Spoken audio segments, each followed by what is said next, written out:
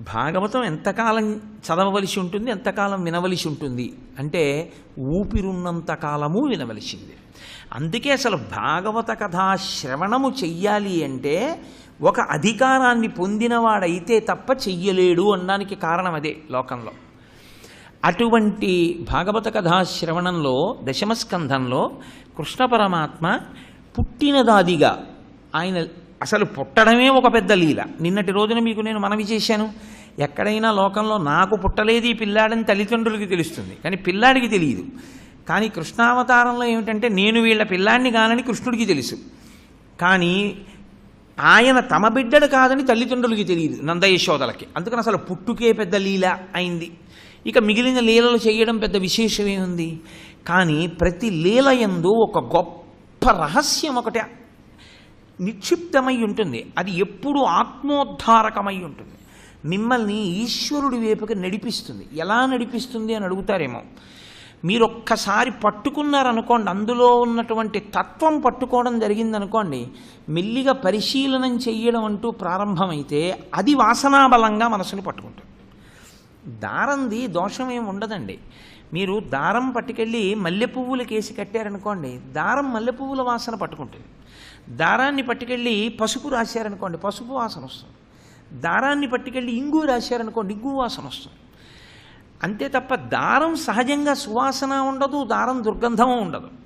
అదే దారాన్ని పట్టుకెళ్ళి బాగా చెమటలో నలిపి వాసన చూశారనుకోండి, దుర్గంధం వస్తుంది. అది దారం యొక్క దోషం కాదు, ఏ పదార్థముతో కలిసింది అన్నదాని దోషం.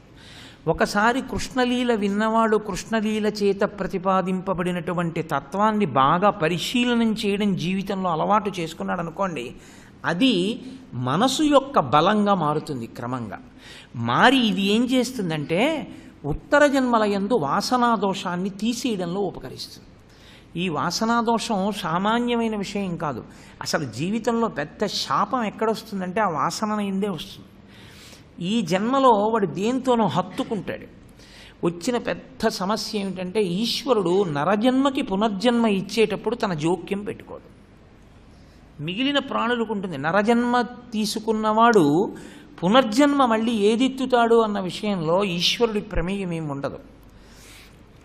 మీరు దేని మీద బాగా మనసుని ఉంచడం అలవాటైపోయిందో దాన్ని కష్టకాలమునందు బాధయందు స్మరించడం మనసుకు అలవాటు. నాకు నా కొడుకు మీద చాలా వ్యామోహం ఉండిపోయింది అనుకోండి, నా కొడుకుని స్మరిస్తాను. ఎప్పుడైనా ఇబ్బంది వస్తే వాడు ఒకసారి వస్తే బాగుండు, వాడు ఒకసారి వస్తే బాగుండు అంటాను. ఇది పట్టుకుంటే ఏమవుతుందంటే మనసుకి అది ఆఖరి ఊపిరి ఆగేటప్పుడు బయటికి వెళ్ళేటప్పుడు దీన్నే పట్టుకుని ఎడుతుంది.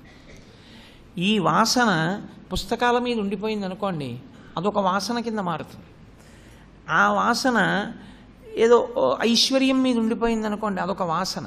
భార్య మీద ఉండిపోయింది అనుకోండి, అదొక వాసన. లేకపోతే ఏదో దురలవాటు మీద ఉండిపోయింది అనుకోండి, అదొక వాసన. అప్పుడు మనసు ఏం చేస్తుందంటే ఉత్తర జన్మలలో మళ్ళీ ఆ వాసన పట్టుకుని ఇంకో శరీరంలోకి ఎడుతుంది. అందుకని ఆ శరీరంలో ఉన్నా కూడా దాన్నే చేస్తూ ఉంటుంది. కారణం ఏంటంటే ఈ వాసన పట్టుకుని వెళ్ళిపోయింది. వాసన అంటే ముక్కుకి తగిలేది కాదు, మీరు ఒకటి అనుభవించడం వల్ల వచ్చేటటువంటి అనుభవాలని బాగా పట్టుకుని దాన్నే కోరుకునేటటువంటి ఆ పూనిక అంటుకుంటే మనసుకి వాసన అంటారు. ఈ వాసనా బలం శరీరాన్ని విడిచిపెట్టి ఇంకో శరీరంలోకి వెళ్ళినా కూడా జీవుడితో పాటు వెళ్ళిపోతుంది. వెళ్ళిపోతే ఏమవుతుందంటే పెద్ద సమస్య, ఈ జన్మలో దరిద్రం ఈ జన్మతో పోదు. ఈ వాసన పట్టుకుని ఇంకో ఉపాధిలో పెడతాడు, మళ్ళీ అక్కడ అనుభవించడం మొదలెడతాడు. అది వాడి అదృష్టం బాగుండి ఎక్కడైనా ఒక మహాత్ముడి యొక్క సంస్పర్శ చేత విరిగితే పర్వాలేదు, లేకపోతే ఇంకా దట్టం అవుతూ వచ్చిందనుకోండి, ఇంకా ఇంకా ఇంకా ఇంకా అనుభవిస్తూ అలా వెళుతూనే ఉంటాడు ఆ ఉపాధుల్లోకి. దానికి ఏమి ఎడా తెరిపి ఏమి ఉండదు.